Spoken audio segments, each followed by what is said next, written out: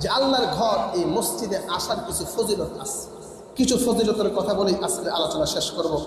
আমার ভাইরা, এক নাম্বার যে ফজিলত, যে মসজিদে আমরা আসি, কেন আসতে হবে, আল্লাহ রাব্বুল আলামিন কেন আমাদেরকে বাধ্যবাধকতা দিয়েছেন, মসজিদে কেন এসে নামাজ পড়তে হবে, ঘরে পড়লেও চলে। কারণ মসজিদে এসে নামাজ পড়া আর ঘরে নামাজ পড়ার মধ্যে আকাশ পাতাল ব্যবধান রয়েছে। সুবহানাল্লাহ। মসজিদে এসে এক নাম্বার নামাজ পড়ার ফজিলত হলো, কোনো ব্যক্তি যদি মসজিদে এসে নামাজ পড়ে, আল্লাহ রাব্বুল আলামিন তার পূর্বের সমস্ত গুনাহগুলোকে মাফ করে দেয়।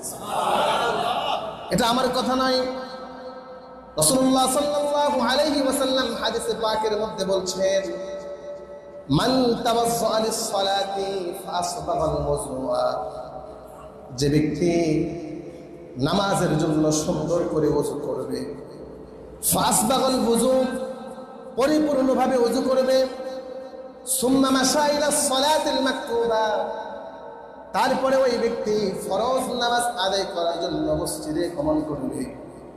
রাসূলুল্লাহ সাল্লাল্লাহু আলাইহি ওয়াসাল্লাম বলেন, ফাসাল্লাহা মা'আন নাসি আও মা'আল জামাআতি আও ফিল মসজিদ, ওই ব্যক্তি মসজিদে গিয়ে জামাতের সাথে মানুষদের কাতারে কাতারবদ্ধ হয়ে নামাজ আদায় করেছে।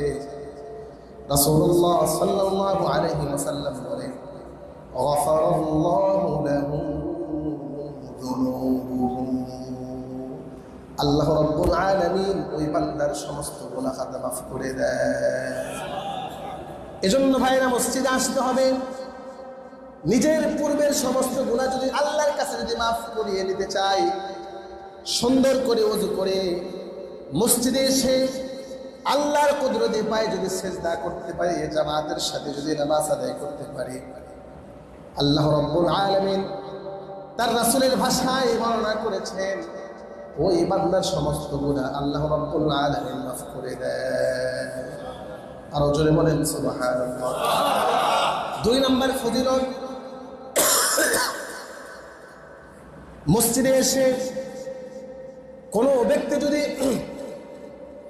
জামাতের সাথে নামাজ আদায় করে, রাসূলুল্লাহ সাল্লাল্লাহু আলাইহি ওয়াসাল্লাম বলেন, ইহরাম পরিধানকারী হাজী সাহেব হজ করে যে সওয়াব লাভ করে, জামাতের সাথে যেই ব্যক্তি মসজিদে এসে নামাজ পড়লো, একটা হাজী সাহেবের হজের পূর্ণ সওয়াব আল্লাহ রাব্বুল আলামিন তার আমলনামায় দান করে।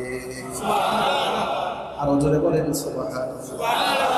রাসূলুল্লাহ বলেন, মান খারাজা মিন বাইতিহি মুতাতাহহিরান ইলা সালাতিন মাকতুবা, যদি কোনো ব্যক্তি পবিত্রতা অর্জন করে মসজিদে ফরজ নামাজ আদায় করার জন্য গমন করলো, রাসূল বলেন, ফাআজরুহু কাআজরিল হাজ্জিল মুহরিম, ইহরাম পরিধানকারী হাজী সাহেবের মতো আল্লাহ রাব্বুল আলামিন ওই ব্যক্তির আমলনামায় সওয়াব দান করবে। চারটিখানি কথা নয়। এজন্য আমার ভাইরা, মসজিদে আসতে হবে, এই সমস্ত ফজিলতগুলোকে ফিল করতে হবে, এই সমস্ত ফজিলতগুলোকে সামনে রেখে, যে আমি যখন ঘর থেকে বের হচ্ছে নামাজ আদায় করার জন্য, ঘর থেকে বের হওয়ার সাথে সাথে আল্লাহ রাব্বুল আলামিন আমার আমলনামায় পূর্ণ হজের সওয়াব দান করবে।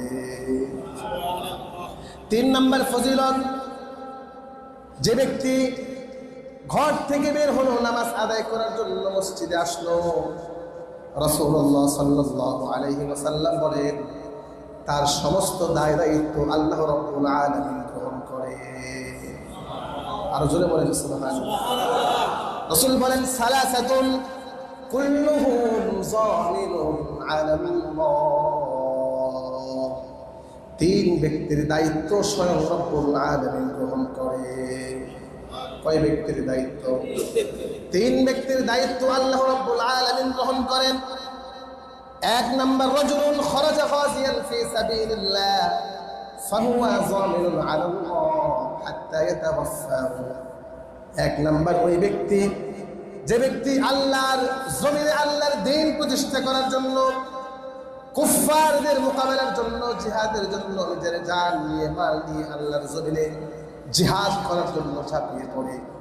রাসূলুল্লাহ সাল্লাল্লাহু আলাইহি ওয়াসাল্লাম বলেন, মৃত্যু পর্যন্ত আল্লাহ পাক ওই মুজাহিদের সকল দায়িত্ব গ্রহণ করে।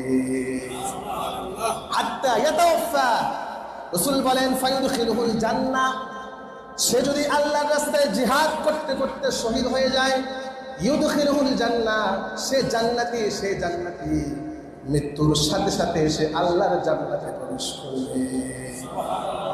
আর যদি সে আবার যুদ্ধ করে গাজী হয়ে বিজয় অর্জন করে নিজের ঘরে ফিরে আসে, রাসূল বলছেন আও ইয়ারুদ্দুহু বিমা নালা মিন আজরিন ওয়া গনিমাতিন, হয়তো আল্লাহ রাব্বুল আলামিন জিহাদের ময়দানে তাকে শাহাদাতের মর্যাদা দিয়ে জান্নাত দান করবেন, অথবা গনিমতের মাল দিয়ে গাজী রূপে আবার তার ঘরে তাকে ফিরিয়ে দেবেন। সুবহানাল্লাহ।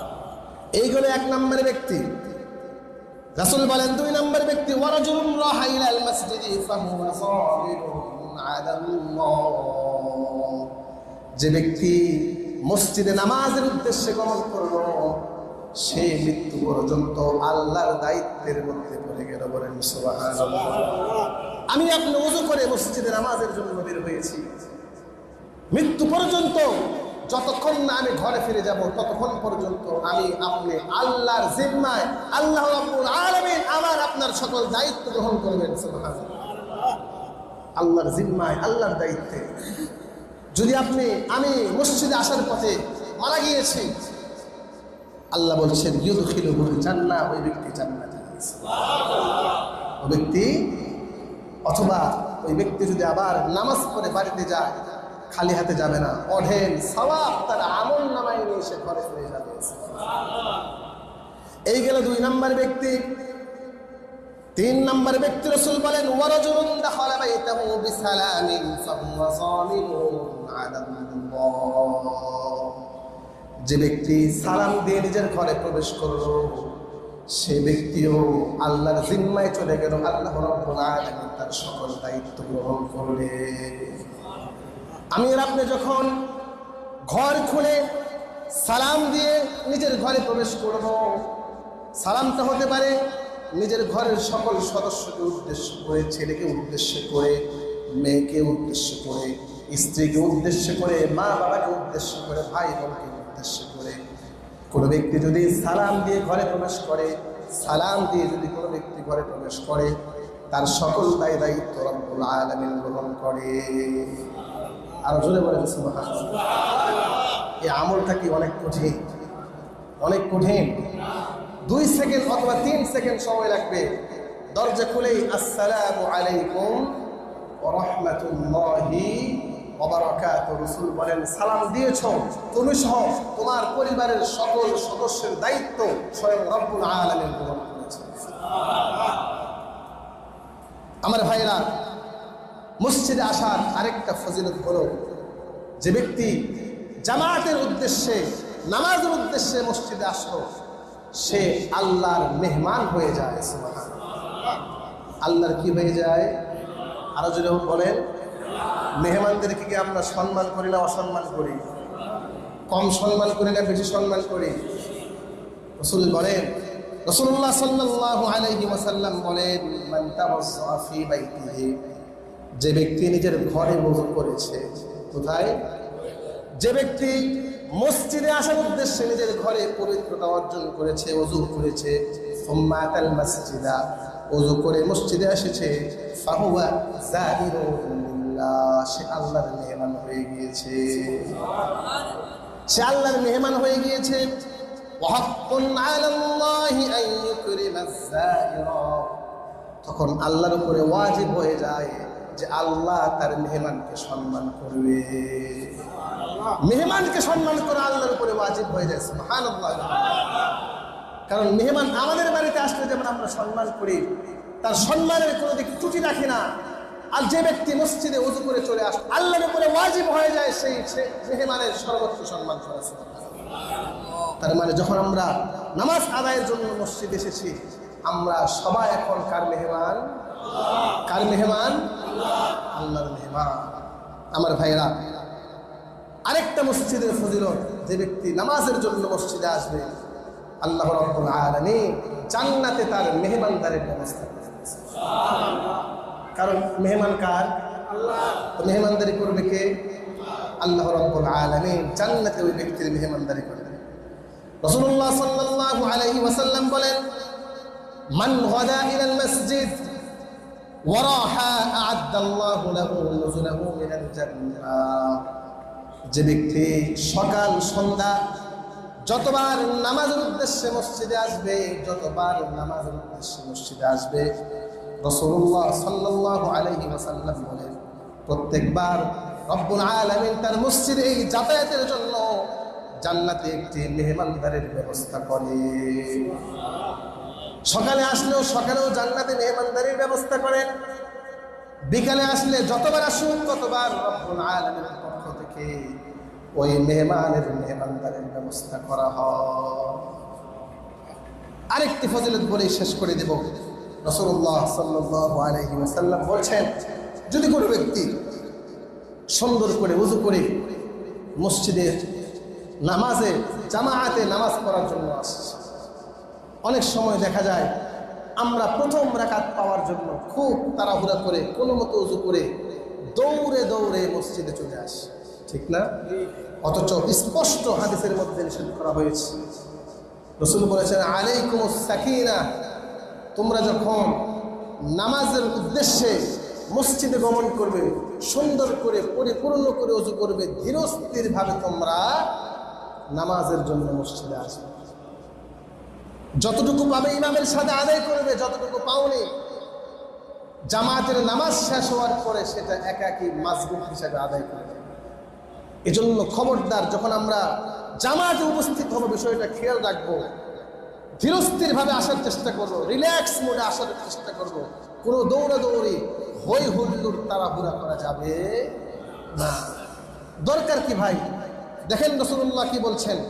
রাসূল বলছেন, মান তাওয়াজ্জা, কোন ব্যক্তি ওযু করলো, ফাহসানা ওযুআহু, সুন্দরভাবে ওযু করলো, ফাওয়াজাদান নাসা ক্বাদ সাল্লু, ওযু করে এসে দেখলো যে মানুষ নামাজ পড়ছে। কি করছে? জামাতের নামাজ শুরু হয়ে গিয়েছে, কিন্তু সে আস্তে আস্তেই জামাত অলরেডি কি হয়ে গিয়েছে? শেষ হয়ে গিয়েছে। রাসূলুল্লাহ সাল্লাল্লাহু আলাইহি ওয়াসাল্লাম বলেন, আ'তাহুল্লাহু আযজা ওয়া জাল্লা মিথলা আজরি মান সাল্লাহা। তুমি সুন্দর করে ওযু করে এসে দেখেছো জামাত শেষ হয়ে গিয়েছে, কোনো সমস্যা নাই, যেহেতু তোমার নিয়ত ছিল বিশুদ্ধ। নিয়ত কি ছিল? জামাতে নামাজ পড়ার নিয়ত ছিল। ইন্নামাল আমালু বিন্নিয়াত। তুমি সুন্দর করে ওযু করে ধীরস্থির ভাবে যখন মসজিদে জামাতে উপস্থিত হয়েছো, তখন দেখলে যে নামাজ শেষ হয়ে গিয়েছে, কোনো সমস্যা নাই। রাসূলুল্লাহ সাল্লাল্লাহু আলাইহি ওয়াসাল্লাম বলছেন, আল্লাহ পাক আমাকে আপনাকেও পূর্ণ জামাতে নামাজ পড়ার সওয়াব দান করবেন। জোরে বলেন সুবহানাল্লাহ। এজন্য আমরা কখনোই কি করবো না? তাড়াহুড়া করবো না। আবার এটাও নিয়ত করা যাবে না, আস্তে আস্তে যাই, পরে গেলেও তো জামাতের কি পাবো। কারণ ইন্নামাল আমালু, যেমন আপনার মনের নিয়ত থাকবে তেমন আপনাকে কি দেওয়া হবে। তার মানে এটা না আস্তে ধীরে যাই, জামাতের তো সওয়াব পাবোই না, এই নিয়ত করলে পরে কিন্তু আবার জামাতের সওয়াব পাওয়া যাবে না। আপনার টাইম টু টাইম করতে হবে, কিন্তু ধীরস্থির করতে গিয়ে একটু লেট হয়ে গিয়েছে তখন আপনি পেতে পারেন, কিন্তু অলসতা করলে কখনোই কিন্তু পূর্ণ জামাতের সওয়াব পাওয়া যাবে না।